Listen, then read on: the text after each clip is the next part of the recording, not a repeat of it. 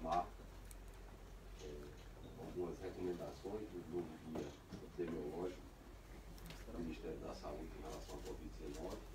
Vou passar a palavra ao professor Arnaldo Medeiros, para que ele possa fazer a apresentação. Só pedir para ele ficar mais no centro, por favor. Se só poderia chegar só um pouquinho para o centro, só por conta da imagem, por favor. Perto do ministro, por favor. Pertinho do ministro. Mais um pouco. Muito mais. Mais. Pode chegar mais, por favor. Mas tem que ter um distanciamento. Mas é, pessoal, tem que ver as câmeras, senão pega aqui. Obrigado. Vai lá. Aí. Resolveu. Vem aqui para a direita. Isso ajudou. Milton na escuta,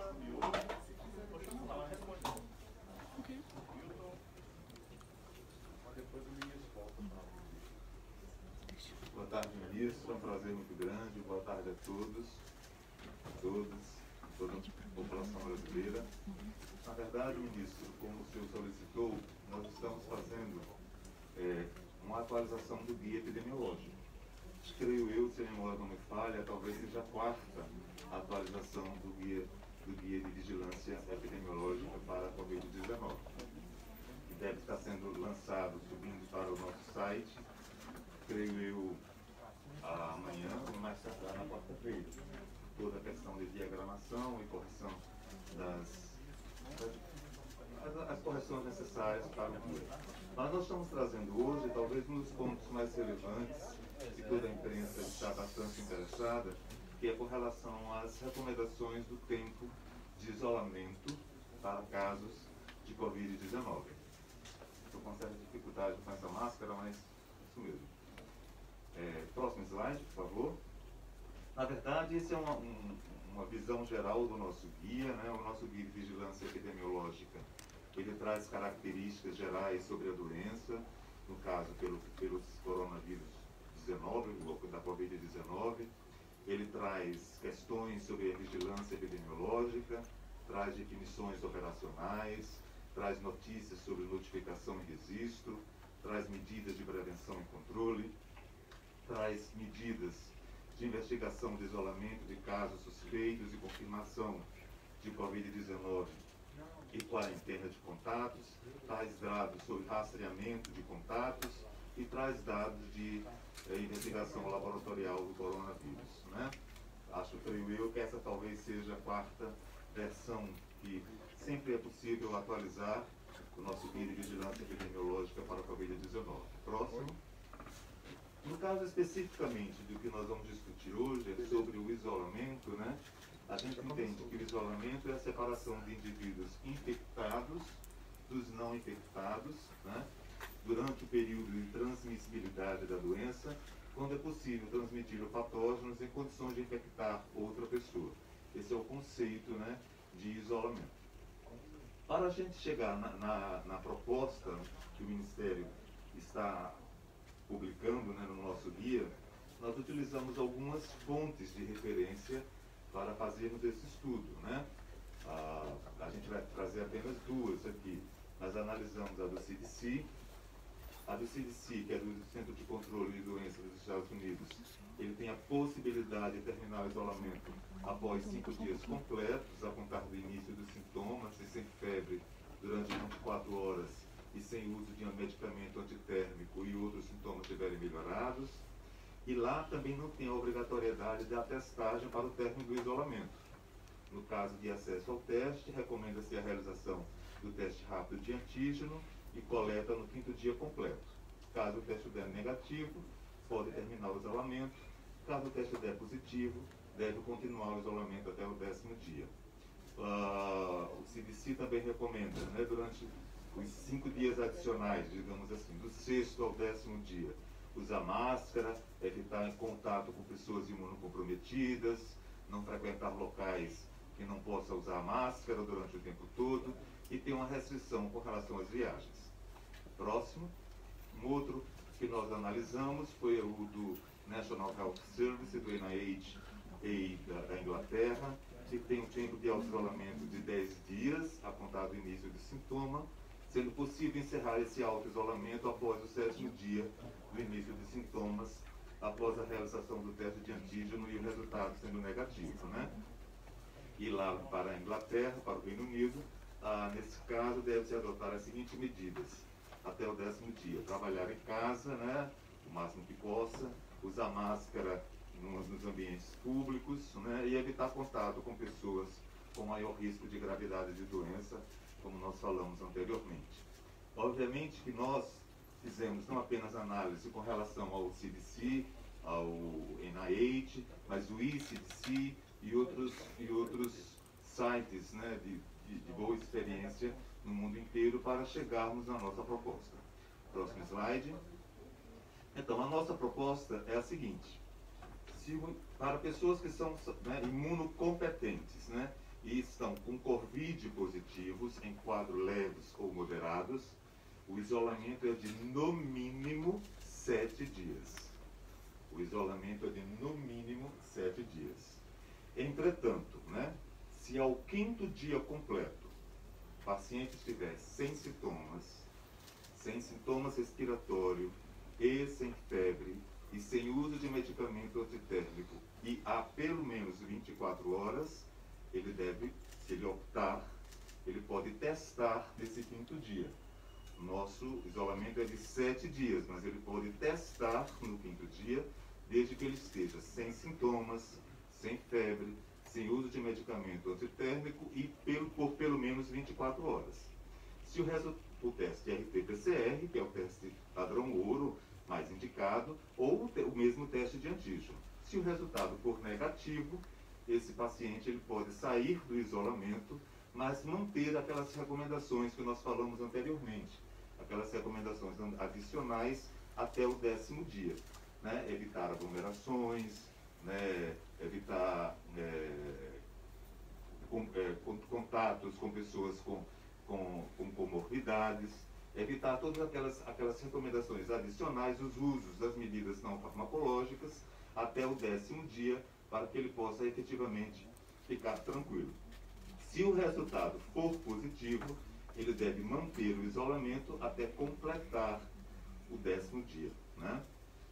Bom, como nós falamos anteriormente, a nossa mensagem principal é que o nosso isolamento é de 7 dias. E ao 7º dia, se o paciente não quis testar no 5º dia, mas se ao 7º dia ele estiver sem sintomas respiratórios, sem febre, sem uso de medicamento antitérmicos e há pelo menos 24 horas, ele pode sair do isolamento, né? Então, essa é a mensagem principal.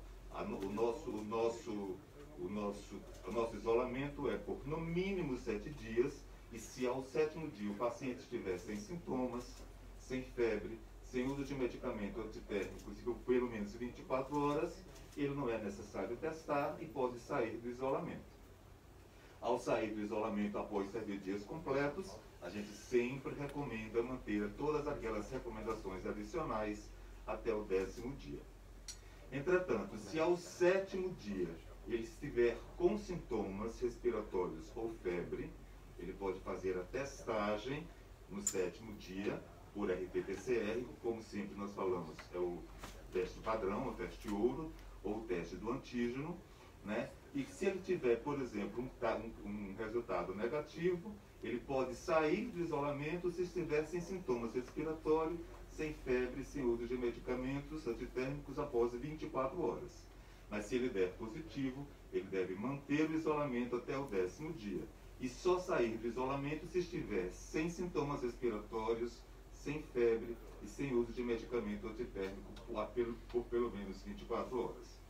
Se após os 10 dias ele estiver sem sintomas, ao 10º dia ele estiver sem sintomas respiratórios, sem febre, sem uso de medicamento antitérmico e há pelo menos 24 horas, não é necessário testar para o isolamento e ele sai do isolamento no 10º dia e, como sempre reforçamos, deve manter as medidas, as chamadas medidas não farmacológicas.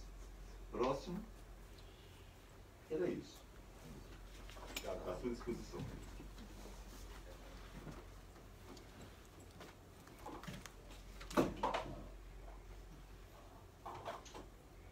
Bom, durante o dia eu já conversei com vocês outras vezes, né? Já dei informações pertinentes em relação à situação epidemiológica no Brasil.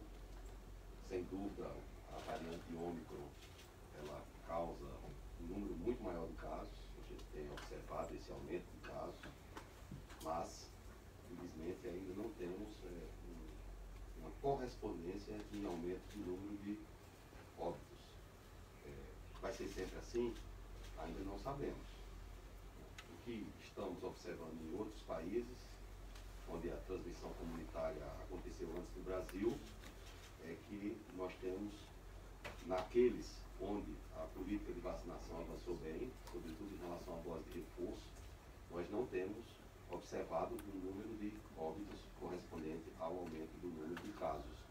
Citar aqui a Espanha, por exemplo, o Reino Unido, a França, alguns estados americanos, como Nova York, nós não temos observado esse aumento de óbitos proporcional ao aumento do número de casos, ou seja, como o Brasil tem avançado muito em relação à nossa campanha de vacinação, sobretudo em relação ao número de doses de reforço também, né? Nós já distribuímos mais de 20 milhões de doses para reforço. As nossas grandes metrópoles, a população está bastante vacinada, né? São Paulo, Rio de Janeiro, enfim. Então nós podemos vislumbrar um cenário aqui no Brasil mais parecido do que o que acontece em países como Espanha, como Reino Unido, enfim.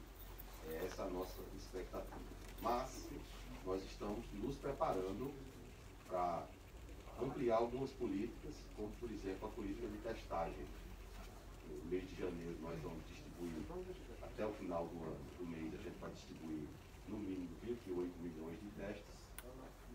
Nos próximos 15 dias nós vamos distribuir 13 milhões de testes. Mas não é só distribuir o teste. É necessário que os testes sejam utilizados pelos municípios, né? Os estados, e consequentemente distribuem para os municípios, para que esses testes sejam usados na atenção primária. É necessário que haja a rastreabilidade, se faz o teste, se informa o resultado, se faz o isolamento. Então é uma política que tem que funcionar de maneira sincronizada, para que tenhamos o resultado. No início, quando não tínhamos vacina, também não tínhamos testes com a tecnologia que a gente tem hoje, né? E ao longo do tempo, o Brasil foi ampliando a sua capacidade de testagem. Nós temos uma política de testagem definida. Essa política se baseia no tripé: testagem na atenção primária, para aqueles que são sintomáticos ou sintomáticos, teste rápido e antígeno, realizar testes em indivíduos assintomáticos, que pode ser de acordo com o momento pandêmico, em alguns locais onde há aglomeração de pessoas, como aeroportos, como rodoviária, enfim. E a outra estratégia é o PrEVCOV, né, professor Arnaldo, que é um estudo de soroprevalência. Esse estudo é realizado em parceria com a Fundação Oswaldo Cruz. O Arnaldo, na SVS, tem trabalhado em parceria com a Fiocruz. Terminou o estudo, né? Terminamos a coleta. A coleta, né? Os dados, qual é a previsão dos dados, Arnaldo? Ministro, a gente terminou a coleta dos dados e estamos agora fazendo análise com todos os epidemiologistas para lançarmos brevemente a primeira leva, né, dos resultados obtidos. E essa pesquisa ela é extremamente relevante porque ela não apenas olha o caso dos pacientes que coleta de amostras para fazer testagem, mas ela faz um cross-talking, por assim dizer, um cruzamento de dados com todos os dados da PNAD, Covid e IBGE. E, portanto, a gente tem possibilidade de construir, juntamente nessa questão, dados bastante interessantes para entendermos a epidemiologia da doença no nosso país. Porque o reforço na questão da testagem foi grande no nosso país. Os LACENs, nós tivemos uma ampliação de LACENs, a vigilância genômica, ela foi fortalecida, e a prova disso é que nós identificamos uma das variantes que mais preocupação criou, foi a chamada variante Gama, né? Foi identificada aqui no Brasil graças à nossa vigilância genômica. Então não há dúvida do fortalecimento do Sistema Único de Saúde nos últimos 2 anos. Em relação à atenção especializada à saúde, houve um fortalecimento muito grande. Eu já falei e aproveito a oportunidade para repetir. Nós tínhamos tínhamos 23 mil leitos de UTI. Durante a pandemia, esses leitos foram ampliados para 42 mil leitos, esses leitos extra, né, acima do que tínhamos, os 23, eles tinham um reembolso no valor de R$ 1.600. Em função da melhora do quadro epidemiológico, estados e municípios solicitaram a desabilitação desses leitos, ou seja, boa parte dos leitos foram desabilitados, mas se houver uma pressão sobre o sistema de saúde, esses leitos podem ser rapidamente habilitados, ou seja, a gente tem capacidade de dobrar o número de leitos em relação aos 23 mil leitos que tínhamos anteriormente. Além disso, agora, já no ano de 2022, como vocês sabem, nós ampliamos em 6.500 leitos de maneira definitiva de terapia intensiva no Brasil. Isso implica um reforço no orçamento de terapia intensiva de 2,6 bilhões de reais. Isso é um legado para o nosso sistema único de saúde. Agora, é fundamental que haja uma interação entre a União, os estados e os municípios. Porque lá na ponta, quem executa a política pública não é o Ministério da Saúde, são as secretarias municipais de saúde. E há diferenças, há uma heterogeneidade entre os estados. Em alguns os estados têm redes regionais, outros não têm. Então, em alguns a participação dos filantrópicos é maior, outros é menor.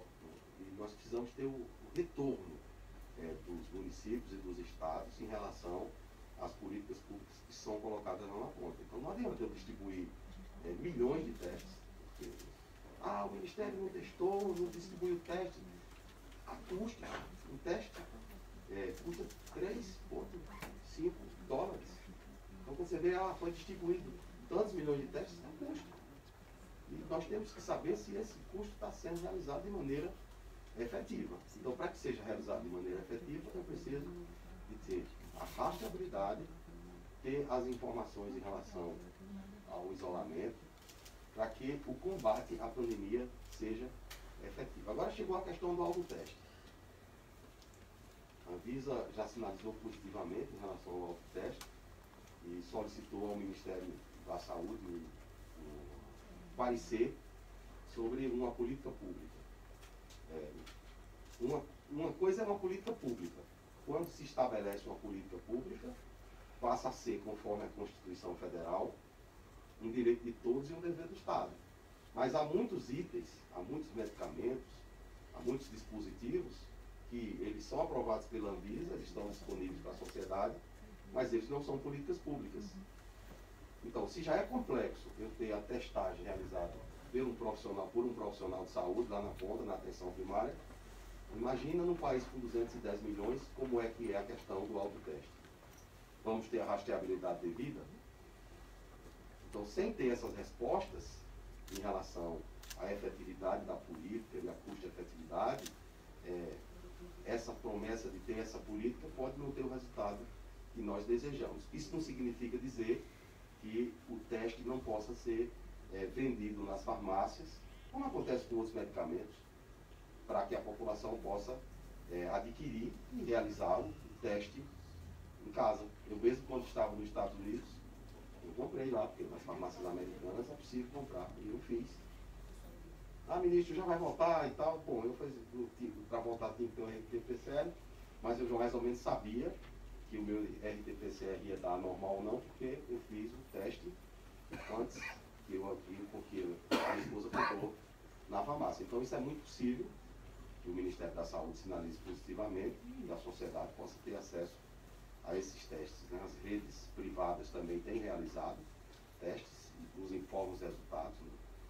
Inclusive recebi um relatório de uma grande rede privada de laboratórios, mostrando que a maior parte das amostras lá já são da variante Ômicron. E isso é uma amostra bem representativa, né, do que pode estar acontecendo aqui em nosso país. A questão do oxigênio, falei de manhã, né, que repito, o Brasil não tem dificuldade de produção do oxigênio, a dificuldade era de distribuição. Os grandes hospitais, todos têm tanques criogênicos, mas os pequenos hospitais das pequenas cidades não dispõem desses grandes tanques para armazenar oxigênio líquido. E o oxigênio tem que ser distribuído na forma de cilindros. Havia dificuldade com caminhões com tanques criogênicos. Nós atuamos no começo do ano passado, em março, abril, e facilitamos a importação de caminhões usados. A Força Aérea Brasileira fez um grande esforço para transportar o oxigênio líquido em grandes aviões da FAB. É possível também transportar em navios. As usinas também foram adquiridas por hospitais, de tal maneira que, se tivéssemos, e eu acredito que não vamos ter um pico como o que houve da Gama, a rede hospitalar hoje, ela já é muito mais preparada para oferecer oxigênio do que tínhamos no período pré-pandemia, né? Então, enfim, vamos continuar trabalhando aqui no Ministério da Saúde. Vocês sabem que há muitas críticas, é normal. Eu até já disse, quem não quer crítica não senta na minha cadeira. Mas ninguém me critica porque eu não trabalho. Porque eu trabalho. E trabalho muito. E vocês sabem disso. Aliás, os médicos sempre trabalham em regime de plantão, como jornalistas. Então a gente vai trabalhar aqui, de maneira incansável, para trazer uma esperança para o povo brasileiro, que é de ter, se Deus quiser, nos próximos meses, uma notícia boa para dar para a sociedade brasileira com o fim da pandemia da Covid-19. Estou anunciando aqui, né? Mas nós temos essa esperança, todos aqui que fazemos o Ministério da Saúde, vamos trabalhar muito duro para isso. Eu espero que, com a parceria de vocês e dos 5.570 secretários municipais de saúde, que são eles que lá na ponta são o Sistema Único de Saúde. Quem não acredita no Sistema Único de Saúde não acredita no Brasil. Onde há Brasil, há Sistema Único de Saúde. Fico aqui, eu, o Arnaldo, a Rosana, ficamos à disposição de vocês para qualquer esclarecimento adicional. Pessoal, a gente vai abrir. Oi? A gente vai abrir para as perguntas.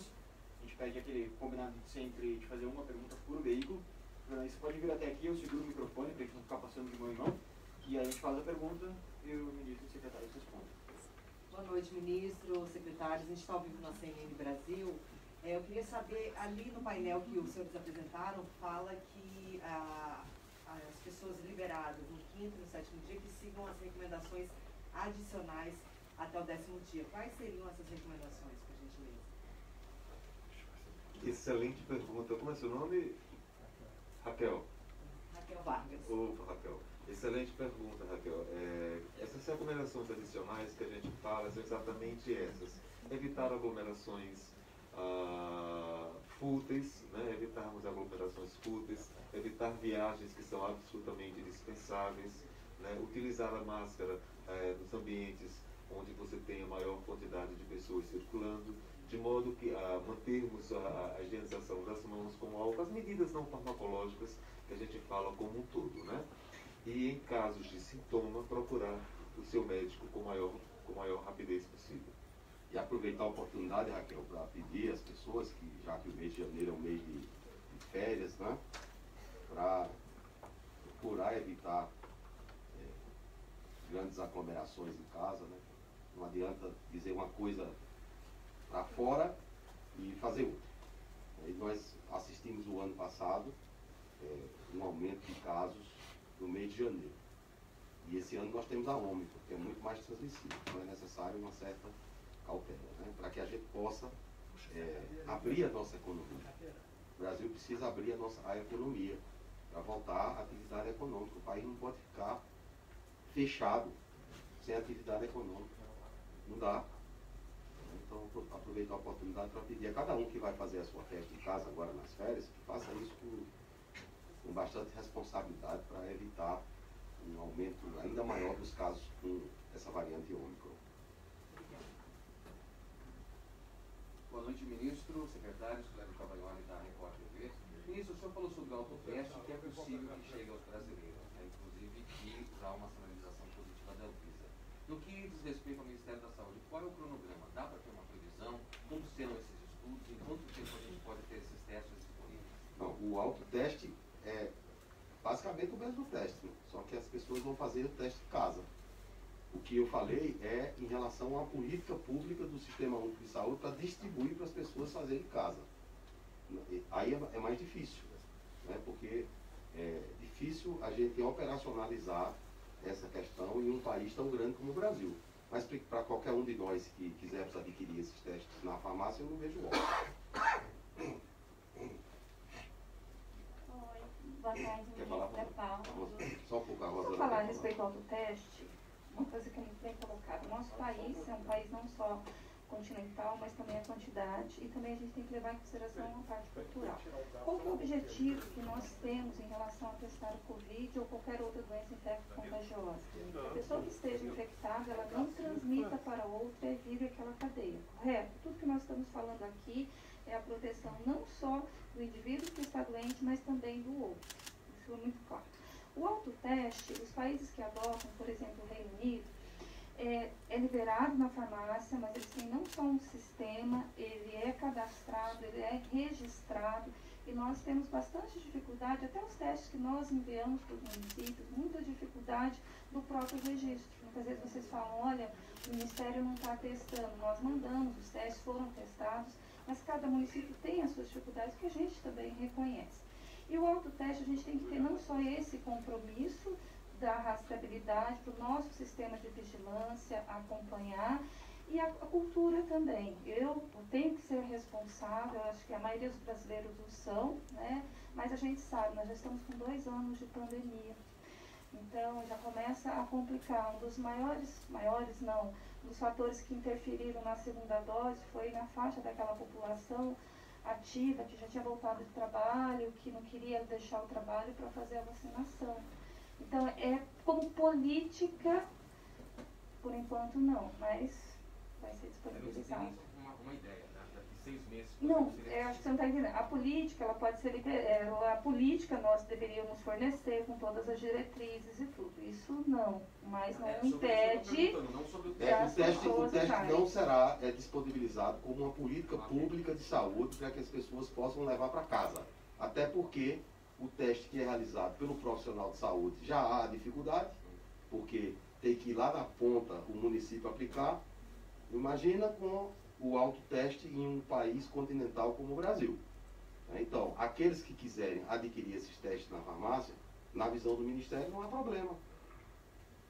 Não como uma política pública para se dispensar o teste para todos os 210 milhões de brasileiros.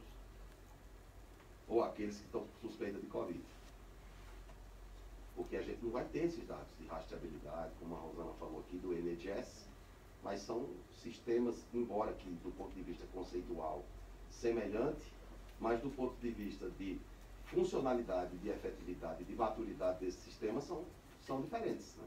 Então tem que lembrar a questão do custo, da custo-efetividade e da efetividade da política pública como um todo, ok? Oi, boa noite, é a Paula, repórter do Globo. Ministro, eu queria perguntar para o senhor se essa mudança, né, no tempo, se isso não pode gerar um aumento de transmissão, né, com a redução do período de isolamento. E vocês citaram essas medidas não farmacológicas, né, como a máscara e tal. Mas a gente viu recentemente que muitos estados flexibilizaram o uso de máscaras e essas coisas. O Ministério pretende emitir alguma diretriz nova em relação a isso para aumentar essa proteção com esse tempo de redução? Bom, esse é um assunto que já foi exaustivamente discutido, né? Nós vivíamos um período libertário, de grandes aglomerações, de Réveillon, de promessa de carnaval, e isso tudo foi frustrado em função dessa nova variante, da variante Ômicron. E aí estamos numa situação expectante para verificar o real impacto dessa variante Ômicron sobre o nosso sistema de saúde e sobre a vida das pessoas. Tá? Então a posição do Ministério no primeiro momento foi, e sempre foi, de cautela em relação a esses grandes eventos. Essa é uma posição do governo. As medidas são as que estão aí, a sociedade já sabe, e nós esperamos a contribuição de cada um dos brasileiros para que possamos vencer o caráter pandêmico da Covid-19. E é bom centrar naquilo que efetivamente pode trazer um cenário epidemiológico mais controlado. que é a aplicação das doses de vacina, né? Então, a gente tem no país uma cobertura vacinal boa, mas ainda há estados que a cobertura é baixa, né? Vou dar um exemplo, o estado do Maranhão, na minha região nordeste. Com a cobertura de segunda dose na população acima de 18 anos, né, é de 70%. Então, é necessário melhorar essa cobertura vacinal. No passado, era que não tinha dose. E as pessoas chegavam, não tem dose de vacina. Hoje tem dose de vacina. E quem aplica na ponta são os estados e os municípios. Então, as doses de vacina o Ministério da Saúde encaminhou e nós queremos que lá na ponta se aplique. Como também queremos receber o feedback em relação às necessidades do Sistema Único de Saúde. Não é só enviar um ofício para o ministro. A gente precisa trabalhar de maneira conjunta, para até saber a pressão sobre o sistema de saúde. Enfim, é um conjunto de iniciativas. O reforço da vacina. O Brasil foi pioneiro na questão da aplicação do reforço. Todos aqui, vocês sabem muito bem disso. Isso vai nos ajudar a sair dessa chamada terceira onda da variante Ômicron. Sobre máscara não deve ter, né? Uma intensificação por conta dessa questão das recomendações, né? As recomendações são as mesmas. O cuidado é individual. E o benefício é de todos. Então vamos trabalhar para sair dessa questão aí dessa terceira onda de uma maneira menos impactante sobre a vida das pessoas. Maravilha, pessoal, não tendo mais perguntas, então a gente encerra essa entrevista coletiva. Muito obrigado pela presença de todos e boa noite.